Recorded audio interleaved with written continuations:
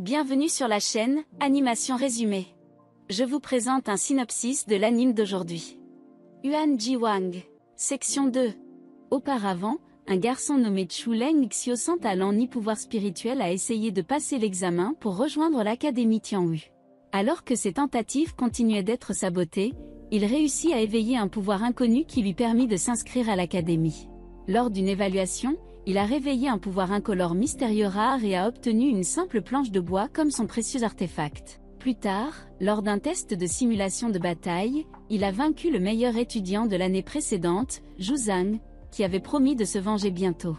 Zhu Zhang, également connu sous le nom de Yuan Si, est réprimandé par son maître pour avoir été vaincu par les étudiants de première année, mais aussi pour avoir perdu la pierre météore qui est très précieuse pour le clan de la couleur pure.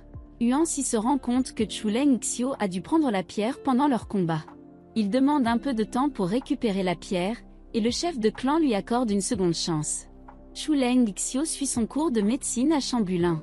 L'enseignant leur donne la tâche de collecter des herbes spécifiques tout en cherchant par paire. Lorsqu'Ons Feng est emmené par un autre camarade de classe, Chu Leng Xiu n'a d'autre choix que de s'associer à Ruo Bing. Indépendamment de l'attitude froide de Ruo Bing et de leurs disputes passées, Chu Leng Xiu se comporte toujours gentiment avec elle, suggérant qu'ils devraient travailler en équipe. Bien que Ruo Bing ne fonctionne pas bien seul, même en se blessant, Chu Leng Xiu soigne sa blessure. Il a grandi en jouant dans les forêts, donc ses connaissances sur les herbes les aident à obtenir une note positive. Peu à peu, l'image de Kai Leng Xiu s'améliore aux yeux de Ruo Bing. Après le cours, Yuan Si avec sa bande vient chercher Chu Leng Xiu pour récupérer la pierre météore appelée Xiuxi.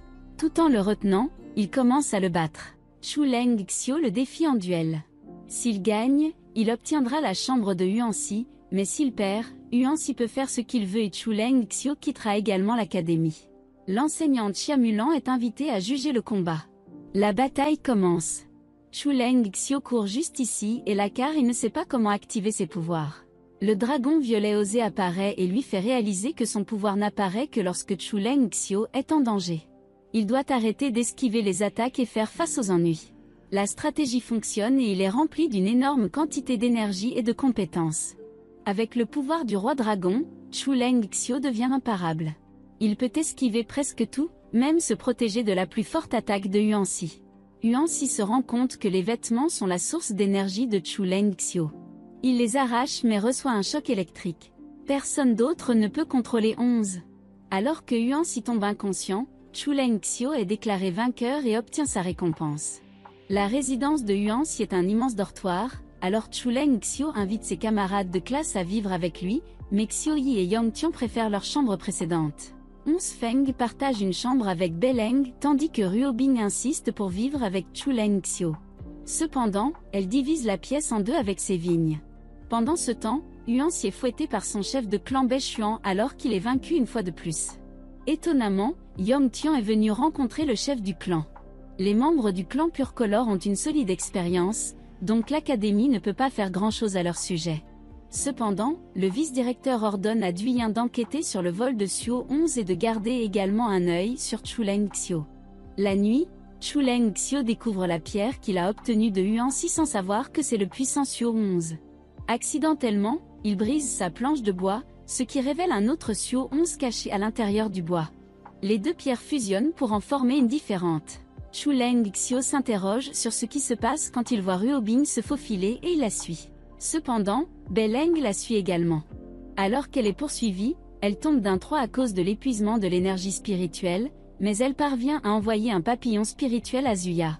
Ruo Bing parvient à se lever et à marcher mais elle n'a pas assez d'endurance pour manipuler la cape. Elle l'enlève pour rassembler de l'énergie mais est interrompue par Chu Leng Xiu et tombe inconsciente. Comme il est dangereux de la laisser là-bas, Chu Leng Xiu l'emmène avec lui au dortoir.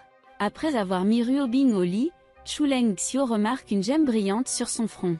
En touchant la gemme, il se voit lui-même et une petite fille entourée de feu. Soudain, Ruo Bing se réveille et ils sont dans une position inconfortable. Elle lui présente Casse-Noisette et le retient avec des vignes. Elle l'avertit également de ne dire à personne ce qu'il a vu en lui faisant manger un sort. En réponse, Chu Leng Xiu dit qu'il la comprend car il est aussi un orphelin adopté par une femme qui ne lui a jamais dit comment ses parents sont morts. Ruo Bing ne répond pas et s'en va, mais elle laisse tomber son collier derrière elle. Beleng travaille secrètement avec le directeur pour trouver les commerçants Mowu à l'intérieur de l'académie, mais le directeur lui demande d'attendre le bon moment. Chuleng Xiu essaie d'interroger Xiu Yi sur Ruobing, lui montrant le collier. Cependant, il tousse du sang après lui avoir dit le nom de famille à cause du sort que Ruobing lui a jeté la nuit dernière. Ruobing appartient à la famille Huya, une noble lignée qui a disparu après la guerre de Tianwu. Chuleng Xiu se précipitait vers la classe lorsqu'Yantian l'a égaré vers un endroit différent où le clan de la couleur pure lui tend une embuscade. C'est la raison pour laquelle Yantian est allé rencontrer le clan. Il est jaloux de Chuleng Xiu car Xiu Yi est attiré par lui. Chuleng Xiu essaie de se défendre. Soudain, sa sainte puissance renverse tout le monde. Il tombe d'épuisement. Soudain, un homme masqué apparaît, disant qu'il mourra bientôt parce que son corps ne peut pas gérer deux pouvoirs sacrés. Yantian agit innocemment et dit aux autres camarades de classe qu'il a accidentellement donné à Chuleng Xiu la mauvaise carte. Les Feng se précipitent pour informer le professeur tandis que Ruobing part à la recherche par elle-même. Pendant ce temps, l'homme masqué dans la forêt connaît également les deux Xiushi Chuleng Xiu. L'homme masqué dit à Chuleng Xiu que la pierre qu'il a est une clé pour trouver Beleng Wong, l'une des 3 armes sacrées utilisées par Feng Tianqing pour construire le bouclier autour de l'académie Tianwu. Cette arme peut également briser le sceau de Chuleng Xiu et restaurer son pouvoir d'origine. Cependant, tout le monde ne peut pas le trouver car il est caché dans un autre monde. L'homme masqué disparaît après avoir donné à Chuleng Xiu une pilule pour l'aider à combattre les membres du clan Purcolor qui le suivent. Beleng découvre que l'homme masqué suit Chuleng Xiu et se précipite pour informer le directeur. Avec l'aide de Ruobing, Feng trouve Chuleng Xiu. Sur le chemin du retour, il rencontre Bai Xuan qui emprisonne Ruobing dans une cage rocheuse et fait exploser Feng. Il torture ensuite Chuleng Xiu pour obtenir le Xiushi mais Ruobing le sauve avec ses vignes. Cependant, les 2 autres membres de Mowu, Bai Yi et Fu Mei, semblent arracher la clé à Chuleng Xiu. Bai Xuan est sur le point de tuer Chuleng Xiu et ses amis, mais les 2 membres de Mowu l'arrêtent. Ils ont laissé Chuleng Xiu s'échapper car ils ne pouvaient pas laisser l'âme du roi dragon être affectée. Ils utilisent simplement Bai Xuan comme un autre regard vers leur objectif de faire revivre leur roi. L'école fait une annonce sur la désobéissance du clan de la couleur pure.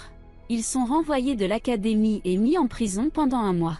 La clé est remise au directeur, mais plus tard l'homme masqué la remet à Chuleng Xiu. Le lendemain, Duyin conseille aux étudiants de se préparer aux prochains examens pour devenir junior Yuanushi. Ils devraient réfléchir à la façon dont ils vont se manifester devant toute la faculté. Cependant, Chuleng Xiu a encore du mal à contrôler son pouvoir. Duyin suggère à Chuleng Xiu de se reposer et de ne pas se forcer. Il peut encore passer l'examen l'année prochaine. Cependant, il se sent toujours déçu de sa faiblesse. Osé lui dit de devenir plus fort, sinon il mourra s'il continue à utiliser son pouvoir. Chuleng Xiu ne veut pas échouer aux examens. Il décide d'emprunter Beleng Long pendant un moment pour briser son sceau. Il se lève au milieu de la nuit pour aller là où l'homme masqué l'a invité. L'homme masqué utilise la clé pour localiser Beleng Long. Il envoie Chuleng Xiu chercher l'arme sacrée pendant qu'il manipule les esprits gardiens. Chuleng Xiu ne comprend pas la sensibilité de la question. Il pense qu'il peut facilement remettre Beleng longtemps après avoir récupéré son pouvoir spirituel. Alors qu'il touche l'arme sacrée, le 3e sceau de défense de l'académie se brise tandis que Chuleng Xiu ressent une énorme quantité d'énergie en lui. Cependant, il ne peut pas trouver Beleng longtemps pour le remettre. Comme c'est déjà le matin, il se précipite vers la salle d'examen et décide de s'occuper des autres affaires plus tard. L'examen a commencé et les étudiants se battent contre leur adversaire trié. Chuleng Xiu arrive à temps pour son combat et affronte le grand épéiste. Chuleng Xiu parvient à attraper la grande épée avec son coude et Kainima sort son adversaire, choquant tout le monde autour de lui. Pendant ce temps, Zuyu rassemble son armée pour lutter contre l'académie Tianwu.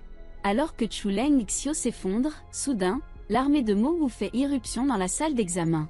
Certains des élèves sont attaqués, mais les autres ont pour instruction de quitter les lieux par la porte sud, tandis que les enseignants se précipitent pour les protéger. Zuyu se dirige vers l'inconscient Chuleng Xiu. Finalement, après de nombreuses années, le réalisateur apparaît et révèle son identité en tant que Feng Tianqing. Il dit à Zuyu que c'était leur plan de l'attirer en utilisant Chuleng Xiu. Cependant, maintenant il n'y a plus d'échappatoire pour Zuyu. Entendant cela, Zuyu se transforme en une bête mortelle pour attaquer Feng Tianqing, qui continue également à redevenir son jeune moi puissant. Utilisant son pouvoir spirituel, Feng Tianqing était sur le point de tuer Zhu. Cependant, il l'arrête en amenant le dernier membre de Huobing, Ruobing. Heureusement, Ruobing se rend compte du mal et trahit Zhu en le retenant avec sa violence. Après avoir vaincu avec succès Zhu, Feng Tianqing dit à Ruobing qu'il lui dira tout ce qu'elle veut savoir. Soudain, Feng Tianqing est attaqué par le vice-directeur Wen Wu. Wen Wu est la belle-fille du roi dragon Kulyu Wang. Elle a passé de nombreuses années à l'académie Tianwu à rechercher un moyen de faire revivre son père. Elle révèle également que l'homme masqué que Chu Lingxiu a rencontré était sa marionnette. Tout en étant inconscient, Chu Lingxiu découvre finalement que la personne qui lui fournit des pouvoirs est Kulyu Wang. Chu Lingxiu tente de s'enfuir, mais son corps est retenu et contrôlé par le roi dragon. Alors que Kulyu Wang contrôle le corps de Chu Lingxiu, il se dirige vers les bras de Wen Wu. Feng Tianqing conseille à Wen Wu d'abandonner car ils sont encerclés par la force de défense de Tianwu. Mais le clan de la couleur pure apparaît et aide Wen Wu à s'échapper vers l'hôtel de la dernière bataille. Le directeur dit à tout le monde de se dépêcher.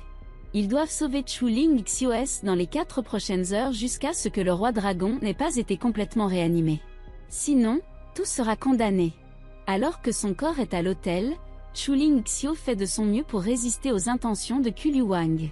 Cependant, son endurance diminue progressivement. Feng Tianqing et d'autres se précipitent vers le temple Mowu. Pendant ce temps, Yang Tian dit à Zhao Yi qu'il fait également partie du clan de la couleur pure. Il l'aime, c'est pourquoi il ne peut pas laisser Zhao Yi être emmené par Chu Lingxiu. Cependant, même après avoir su que Chu Lingxiu avait le roi dragon scellé en lui, Zhao Yi le choisit plutôt que Yang Tian et se précipite pour aider Chu Lingxiu. Feng Tianqing et d'autres ont atteint le temple Mowu. Cependant, ils se font attaquer à la porte par une sorte de mort-vivant et le gang de Wen Wu. Ruobing parvient à trouver un moyen de se faufiler à l'intérieur. Chu Lingxiu a abandonné et son corps se désintègre alors qu'il est soumis par Kulyu Wang. Soudain, Ruobing se souvient avoir utilisé la gemme de son front et elle transfère sa conscience dans l'esprit de Chu Lingxiu. Là, elle révèle à Chu Lingxiu qu'elle est le gars de Cap qu'il a rencontré et qu'elle croit qu'ils peuvent gagner en équipe. Kulyu Wang l'attaque. Chu Lingxiu, avec le désir de la protéger, réveille son pouvoir spirituel de couleur transparente d'origine. Après quoi, l'aura de la présence du roi dragon commence à s'affaiblir. Pourtant, dans sa conscience, ils combattent le roi dragon. Cependant, le pouvoir de Chu Lingxiu ne montre aucun effet face à Kulyu Wang. Ruobing utilise ses vignes pour le retenir, mais il se met simplement sous tension et se libère. Kulyu Wang leur promet le désespoir tout en libérant encore plus de son pouvoir, ce qui oblige Chu Lingxiu à utiliser son pouvoir spirituel incolore pour protéger la fille. Leur bouclier est détruit et Kulyu Wang révèle que puisqu'ils sont dans son domaine, ils doivent respecter les règles du domaine. Il révèle que la première règle est que son pouvoir est illimité, et il attaque. Chu Lingxiu esquive et l'attaque, mais son pouvoir est absorbé. Révélant la deuxième règle, plus ils utilisent de pouvoir spirituel, plus il devient fort, lui permettant d'être ressuscité encore plus rapidement. Ruobing utilise ses vignes pour tirer Lingxiu en arrière et son corps le protège d'une attaque. Alors qu'elle commence à disparaître lentement, Kulyu Wang révèle la troisième règle. Si quelqu'un est vaincu dans son domaine, son pouvoir spirituel est également absorbé. Alors qu'elle s'efface, elle dit à Lingxiu qu'elle voulait le rembourser pour toutes les fois où il l'a aidé. La regardant disparaître de sa conscience, Lingxiu devient super shad et frappe l'enfer de Kulyu Wang, qui essaie de le retenir avec les pouvoirs de vigne qu'il a absorbés de Ruobing. Lingxiu le mitraille simplement avec des boules d'énergie. Cependant, chaque fois qu'il utilise ses pouvoirs, le plus rapide Kulyu Wang ressuscite. Budget Naruto arrête d'utiliser son mode Bija et tente de battre Kulyu Wang avec ses poings. Cependant, il perd sa main, puis il perd son autre bras. Kulyu Wang se lève, étouffe Lingxiu, jusqu'à ce qu'il parle de la famille Hua, dont Lingxiu révèle qu'ils sont tous morts. Soudain, une lumière brillante apparaît et Kulyu Wang tousse du sang. Dans le monde réel, Ruobing utilise ses vignes pour détruire le domaine du roi dragon. Lorsque Lingxiu se réveille, Ruobing place un sceau plus fort et promet de le tuer s'il révèle son identité. Elle lui dit aussi qu'il est toujours nul parce qu'il doit repasser son examen. Pendant ce temps, assis sur son trône, le seigneur de la lune noire dit à ses subordonnés qu'il doit s'occuper de tout par lui-même. Regardez cette vidéo suivante. On se voit au prochain.